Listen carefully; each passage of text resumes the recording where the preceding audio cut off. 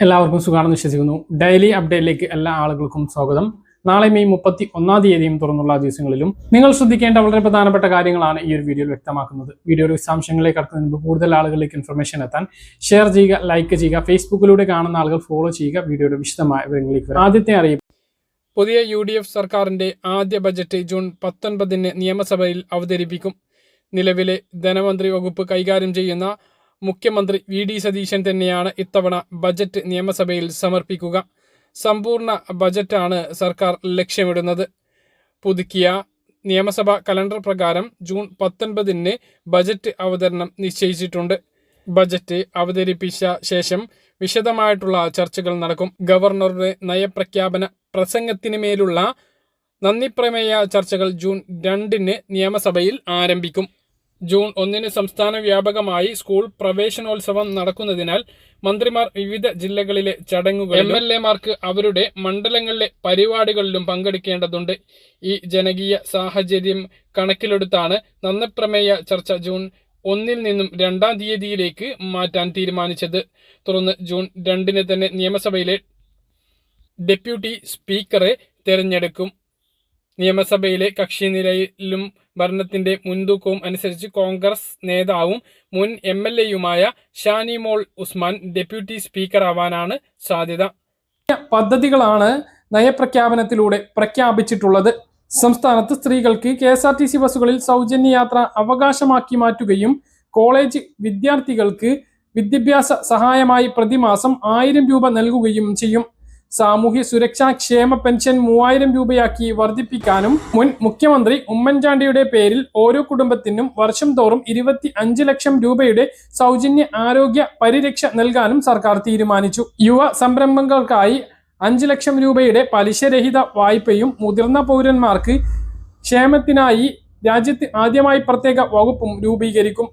വികസനവും ജനക്ഷേമവും സമതുലിതമായി കൊണ്ടുപോകുന്നതിനോടൊപ്പം സംസ്ഥാനത്തിന്റെ സാമ്പത്തിക നിലയെക്കുറിച്ച് ധവളപത്രം പുറത്തിറക്കുമെന്നും ഗവർണർ നയപ്രഖ്യാപനത്തിലൂടെ വ്യക്തമാക്കി. എക്സൈസ് വകുപ്പിന്റെ സമഗ്ര പരിഷ്കരണത്തിനും ലഹരി നെറ്റ്വർക്കുകളെ ഇല്ലാതാക്കുന്നതിനും സ്കൂൾ കോളേജ് ക്യാമ്പസുകൾ ലഹരി മുക്തമാക്കുന്നതിനും മലബാർ ടെമ്പിൾ പിൽഗ്രിം പ്രോജക്റ്റ്, ക്ഷേത്രങ്ങളെ ബന്ധപ്പെടുത്തി തീർത്ഥാടന ടൂറിസം, അസംഘടിത മേഖലയിലെ സ്ത്രീകൾക്ക് 6 മാസത്തെ പ്രസവ അവധി, ജോലി സ്ഥലങ്ങളിൽ തുല്യവേതനം നടപ്പിലാക്കുമെന്നും സർക്കാർ വ്യക്തമാക്കി.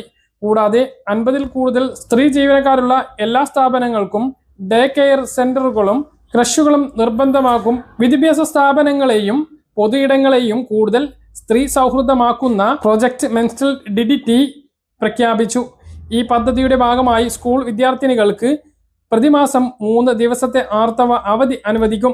ആധാർ പുതുക്കുന്നതിനുള്ള അവസാന തീയതി പറഞ്ഞിരുന്നത് 2026 ജൂൺ 15 ആയിരുന്നു. അത് 1 വർഷത്തേക്ക് നീട്ടിക്കൊണ്ട് യൂണിക് ഐഡന്റിഫിക്കേഷൻ അതോറിറ്റിയുടെ അറിയിപ്പ് എത്തിയിട്ടുണ്ട് എന്നുള്ള സന്തോഷകരമായിട്ടുള്ള അറിയിപ്പാണ്. അതായത് ഡാറ്റ പുതുക്കുന്നതിന് വേണ്ടിയിട്ടാണ് ഈ ഒരു സൗജന്യം ഉള്ളത്. സ്വന്തമായി വെബ്സൈറ്റിൽ കയറി യൂണിക് ഐഡന്റിഫിക്കേഷന്റെ വെബ്സൈറ്റിൽ കയറിയിട്ട് പുതുക്കുന്നതിനാണ് ഇത് സാധ്യമാകുക. അതേസമയം അക്ഷയ കേന്ദ്രങ്ങളിലൂടെയും മറ്റ് ആധാർ സേവാ കേന്ദ്രങ്ങളിലൂടെയും ചെന്ന് പുതുക്കുന്നതിനും ബയോമെട്രിക് അപ്ഡേറ്റ് ചെയ്യുന്നതിനും പ്രത്യേകം ഫീസ് നൽകേണ്ടതുണ്ട്. ഫോട്ടോ മാറ്റുന്നതിനും അതിനും പ്രത്യേകം ഫീസ് നൽകേണ്ടതുണ്ട്. അപ്പോൾ നമ്മൾ പറയുന്നത് 10 വർഷം കഴിഞ്ഞിട്ടുള്ള ആധാർ കാർഡ് എന്തായാലും ഇത് പുതുക്കേണ്ടതുണ്ട്. അങ്ങനെ പുതുക്കുമ്പോൾ ഇങ്ങനെയുള്ള സേവാ കേന്ദ്രങ്ങളിൽ ചെന്ന് ഫോട്ടോ പുതുക്കാൻ വേണ്ടിയിട്ട് ശ്രദ്ധിക്കുക. അതുപോലെ തന്നെ ബയോമെട്രിക്കും പുതുക്കുന്നത് നിങ്ങളുടെ ആധാറിന്റെ സുഗമമായിട്ടുള്ള കാര്യങ്ങൾക്ക് അനുയോജ്യമാണ്. ഇപ്പം നമുക്കറിയാം, ഫേസ് ഒതന്റിഫിക്കേഷൻ വഴിയുടെ നിരവധി കാര്യങ്ങളുണ്ട്. ആധാർ ആപ്പൊക്കെ വന്ന ഒരു സ്ഥിതിക്ക് നമ്മുടെ ഫോട്ടോ പുതുതായിരിക്കുന്നത് ഏറ്റവും നല്ലതാണ്. അതുപോലെ ആധാറിൽ മൊബൈൽ നമ്പർ ഇതുവരെ ചേർക്കാത്തവരും മൊബൈൽ നമ്പർ മാറിയിട്ടുള്ളവരും അപ്ഡേറ്റ് ചെയ്യുകയോ ചേർക്കാത്തവർ ചേർക്കുകയോ ചെയ്യണം. ഇല്ല എങ്കിൽ നമ്മുടെ ആധാറിന് ഒരു കടലാസിന്റെ വില പോലും ഉണ്ടാകില്ല. കുട്ടികളുടെ ആധാർ കാർഡും ശ്രദ്ധിക്കണം. ഇനിയിപ്പോൾ സ്കൂൾ തുറക്കുകയാണ്, പുതിയ പ്രവേശന പരീക്ഷകൾ വരാനിരിക്കുകയാണ്, പുതിയ അഡ്മിഷൻ ആരംഭിക്കാനിരിക്കുകയാണ്, അതുപോലെ തന്നെ സ്കോളർഷിപ്പ്, ഈ ആവശ്യങ്ങൾക്കൊക്കെ ആധാർ വേണം. ആധാർ കുട്ടികളുടേത് നിലവിലുള്ളത് പോരാ. 5 വയസ്സിന് മുമ്പ് എടുത്തിട്ടുള്ളതാണെങ്കിൽ 5 വയസ്സിന് ശേഷം പുതുക്കണം. 15 വയസ്സിന് മുമ്പ് എടുത്തിട്ടുള്ള ആധാർ കാർഡും 15 വയസ്സിന് ശേഷവും പുതുക്കേണ്ടതുണ്ട്. അപ്പോൾ ആ കാര്യം കൂടി രക്ഷിതാക്കൾ ശ്രദ്ധിക്കേണ്ടതാണ്. അപ്പോൾ ഇതാണ് ഏറ്റവും പ്രധാനമായിട്ട് ആധാറുമായി ബന്ധപ്പെട്ട് അറിയിക്കാനുള്ളത്. മറ്റൊന്ന്, ആദ്യം റേഷൻ അറിയിപ്പ്. സംസ്ഥാനത്ത് മെയ് മാസത്തെ റേഷൻ വിതരണം മെയ് 30 കൂടിയിട്ട് അവസാനിക്കും. 31 തീയതി ഞായറാഴ്ച.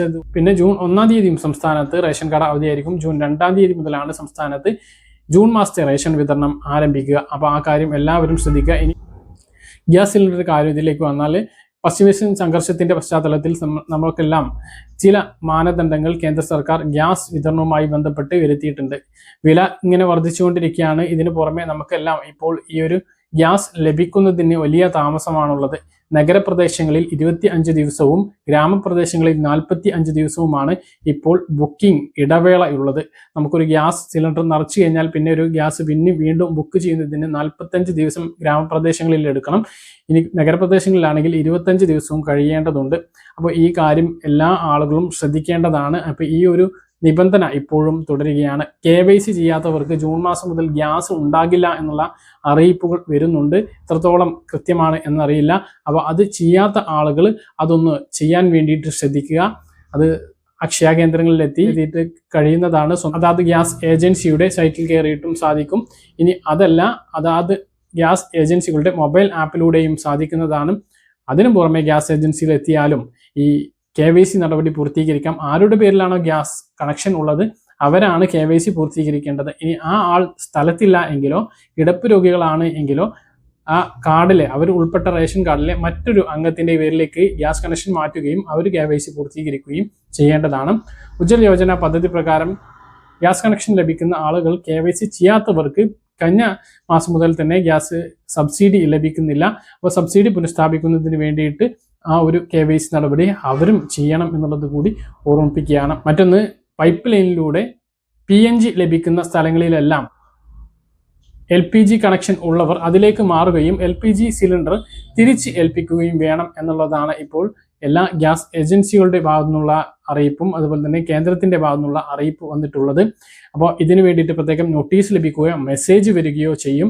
അത് വന്നതിന് ശേഷവും 15 ദിവസത്തിനകം തിരിച്ചേൽപ്പിച്ചിട്ടില്ല എങ്കിൽ അത് റദ്ദാക്കുകയും പിന്നീട് ഫൈൻ അടയ്ക്കേണ്ടി വരികയും ചെയ്യുന്ന സാഹചര്യം ഉണ്ടാകും. 2 കണക്ഷൻ ഉള്ള ആളുകൾ റദ്ദാക്കുകയും LPG കണക്ഷൻ നമുക്ക് വീട്ടിലേക്ക് ലഭ്യമാണ് എങ്കിൽ അത് കണക്ഷൻ എടുത്ത് LPG കണക്ഷൻ റദ്ദാക്കുകയും ചെയ്യേണ്ടതാണ് എന്നുള്ളതും ഓർമ്മിപ്പിക്കുന്നു. അങ്ങനെയും പെൻഷൻ വേഗത്തിൽ മേടിക്കാൻ സാധിക്കുന്ന ഒരു സാഹചര്യം നമ്മുടെ സംസ്ഥാനത്തുണ്ട്.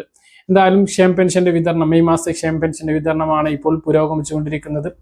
ഈ മാസം തീരുന്നതിന് മുമ്പ് എല്ലാവർക്കും ആ ഒരു പെൻഷൻ എത്തിച്ചേരും എന്നുള്ളതാണ് ഏറ്റവും സന്തോഷകരമായിട്ടുള്ള അറിയിപ്പ്. കഴിഞ്ഞ മാസങ്ങളിലൊക്കെ നമുക്കറിയാം ഇലക്ഷനോടനുബന്ധിച്ച് നേരത്തെ വിതരണം ചെയ്തു. അതിന് മുന്നുള്ള മാസങ്ങളിലൊക്കെ പിറ്റത്തെ മാസം 5-ാം തീയതി ആകുമ്പോഴേക്കാണ് പെൻഷൻ വിതരണം പൂർത്തിയാക്കാറുള്ളത്. പക്ഷേ ഇത് നേരത്തെ പൂർത്തിയാകുന്നു എന്നുള്ളതാണ് ഏറ്റവും പ്രധാനപ്പെട്ട കാര്യം.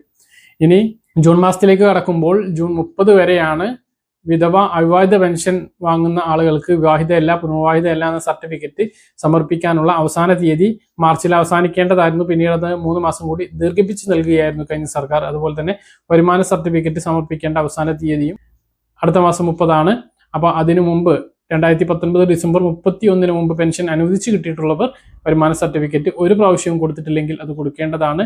അതിനുശേഷം അതായത് 2020 ജനുവരി മുതൽ പെൻഷൻ കിട്ടിയിട്ടുള്ളവരാരും വരുമാന സർട്ടിഫിക്കറ്റ് കൊടുക്കേണ്ടതില്ല എന്നുള്ളത് കൂടി ഓർമ്മിപ്പിക്കുകയാണ്. അപ്പോൾ ഇതാണ് പെൻഷനുമായി ബന്ധപ്പെട്ട് ഏറ്റവും പുതിയ അറിയിപ്പായിട്ട് നിങ്ങളെ ഓർമ്മിപ്പിക്കാനുള്ളത്. ഇപ്പോൾ സ്ത്രീ സുരക്ഷാ പെൻഷന്റെ കാര്യം ഇതിനോട് കൂടെ ആളുകൾ ഇങ്ങനെ ചോദിക്കുന്നുണ്ട്. കമന്റിൽ നിരവധി പേരാണ് ചോദിക്കുന്നത്. എന്തായാലും ഈ മാസം അതില്ല എന്നുള്ളതാണ് നമുക്ക് ലഭിക്കുന്ന വിവരം. കാരണം LDF സർക്കാർ കൊണ്ടുവരികയും നിർത്തുകയും ചെയ്ത പരിപാടിയാണ്. അപ്പോൾ അത് ഇനി കൊടുത്തു തുടങ്ങണമെങ്കിൽ പുതിയ സർക്കാർ അത് വീണ്ടും തുടങ്ങേണ്ടതുണ്ട്. അപ്പോൾ ഈ മാസം അത് കിട്ടുന്നില്ല എന്നുള്ളത് തന്നെയാണ് അറിയിപ്പ്. ജൂൺ മാസത്തിൽ അത് ഉണ്ടാകുമെന്നാണ് പ്രതീക്ഷ. പുതിയ അപേക്ഷകൾ അതിൽ സൈറ്റ് ഓപ്പൺ ചെയ്ത് പുതിയ അപേക്ഷകൾ വീണ്ടും ആരംഭിച്ചിട്ടുണ്ട് എന്നുള്ളതൊരു പ്രതീക്ഷ നൽകുന്നുണ്ട്. പറഞ്ഞ കാര്യങ്ങൾ കൃത്യമായിട്ട് മനസ്സിലാണെന്ന് കരുതുന്നു. ഇതുപോലെ ഇൻഫർമേഷൻ ലഭിക്കാൻ ചാനൽ സബ്സ്ക്രൈബ് ചെയ്യുക, ബെൽ ഐക്കൺ എനേബിൾ ചെയ്ത് വെക്കുക. മറ്റൊരു വീഡിയോയുമായി നമുക്ക് കാണാം. ദൂരേക്കും ബൈ.